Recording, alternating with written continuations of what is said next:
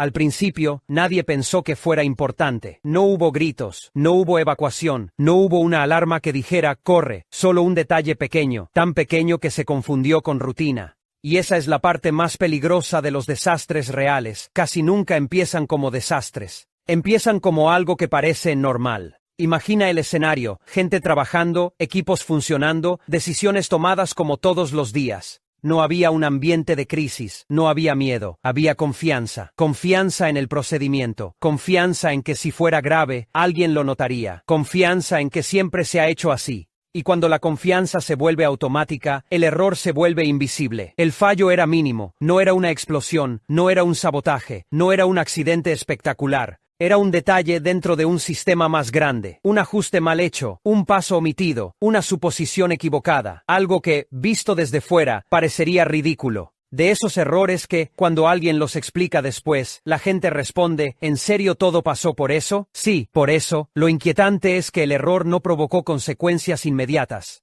Nada se rompió ese día, nadie cayó al suelo en ese instante, no hubo un momento exacto para señalar y decir, ahí empezó todo, el sistema siguió funcionando. Y cada minuto que pasaba sin problemas era una confirmación falsa, estamos bien, pero no estaban bien, solo estaban en esa etapa en la que el daño todavía no se ve. Porque hay un tipo de amenaza que la mente humana no detecta a tiempo, la que no se escucha, la que no se huele, la que no se siente, una amenaza silenciosa. Como un veneno que se filtra en pequeñas dosis sin avisar, como una grieta microscópica que crece mientras todo parece estable. Durante días, tal vez semanas, las señales fueron tan pequeñas que nadie las conectó. Algunas personas empezaron a sentirse raras, cansancio, mareos, malestar, nada dramático, y cuando algo no es dramático, el cerebro lo archiva en cosas normales. Estrés, falta de sueño, una mala comida, una gripe, y el error seguía ahí, trabajando. Aquí es donde esta historia se vuelve peligrosa. Porque este tipo de fallo no se combate con valentía, se combate con atención, y la atención es lo primero que se pierde cuando todo parece funcionar. Lo peor es que en la mayoría de estos casos, siempre hay un instante en que alguien se acerca a la verdad y retrocede. Alguien que piensa, esto está raro, pero luego ve que todo sigue en pie, que el sistema no se detiene, que nadie más se alarma, y se convence de que está exagerando.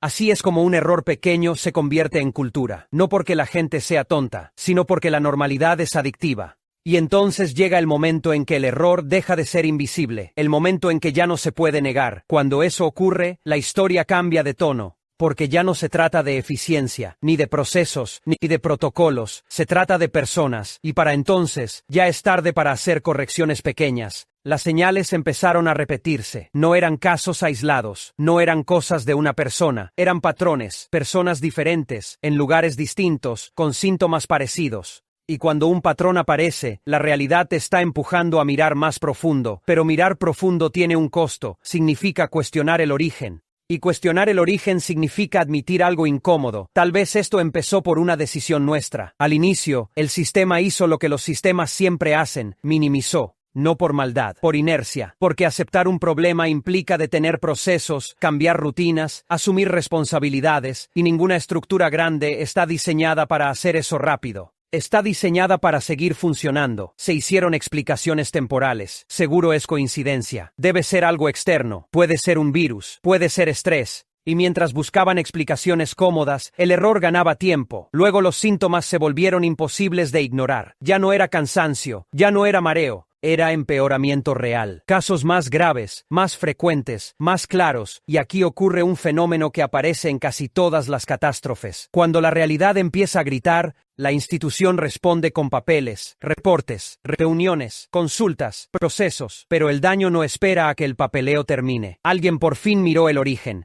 El lugar exacto donde se tomó aquella decisión mínima, ese pequeño ajuste que parecía insignificante. Y cuando lo vieron, el golpe fue brutal. Porque ya no era una sospecha, era una certeza. El error no era un accidente inevitable, era una cadena de decisiones pequeñas. Cada una parecía razonable por separado. Esto ahorra tiempo, esto reduce costos, esto nunca ha dado problemas, esto es lo que siempre se ha hecho. Pero juntas, eran veneno. Y aquí aparece el verdadero punto de no retorno. Cuando descubres el error, ya no basta con corregirlo. Porque el daño no está en el presente, está en todo lo que ocurrió mientras el error seguía activo. Personas expuestas sin saberlo, decisiones tomadas con información incorrecta, tiempo perdido cuando todavía era reversible. En esta etapa, el sistema enfrenta una elección terrible: admitir el fallo y detenerlo de inmediato, intentar controlarlo sin reconocerlo públicamente. Y adivina qué pasa casi siempre. Se elige la opción 2, se pone un parche, se ajusta un margen, se reduce el impacto visible, pero el problema no desaparece. Solo se vuelve menos obvio, hasta que sucede lo inevitable, un caso demasiado grande, una consecuencia demasiado evidente.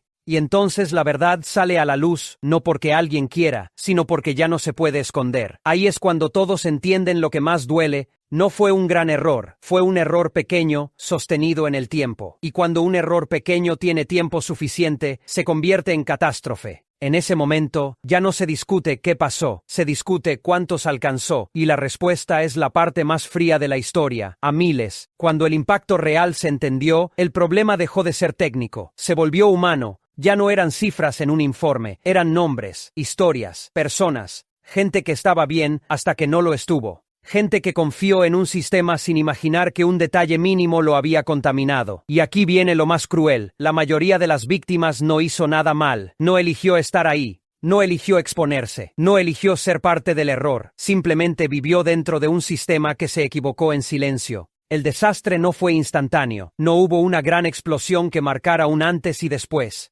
Hubo un deterioro, una escalada, un proceso que se hizo visible solo cuando ya había cruzado una línea irreversible. Y esa característica lo vuelve aterrador, porque significa que el error pudo estar activo mucho tiempo sin ser detectado. Cuando el caso finalmente se hizo público, llegaron las preguntas inevitables: ¿cómo nadie lo vio? ¿Cómo dejaron que pasara? ¿Por qué no lo frenaron antes? Pero la respuesta rara vez es una sola cosa. Casi siempre es una combinación de factores humanos: normalización, confianza automática, minimización, rutina y miedo a admitir responsabilidad. Lo que esta historia revela es algo incómodo: a veces, los sistemas no colapsan por grandes fallos, colapsan por pequeñas decisiones que se repiten sin cuestionarse. Y lo más peligroso no es el error, es la frase que lo protege: siempre se ha hecho así, porque esa frase mata la curiosidad. Mata la revisión, mata la duda. Y sin duda, un sistema puede caminar directo hacia el desastre, convencido de que está seguro. Aquí aparece la paradoja final: la mayoría de los errores fatales no son difíciles de corregir.